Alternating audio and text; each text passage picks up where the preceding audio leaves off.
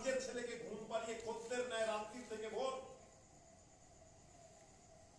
কি করেছি কিছু, ওদের হালত ওরকমই থাক। ওদের জীবন ঢেলে দাও এক খাতে, দুবেলা দুমুঠো খেতে পাক নাই পাক, তো অস্ত্র এসেছে আমার হাতে।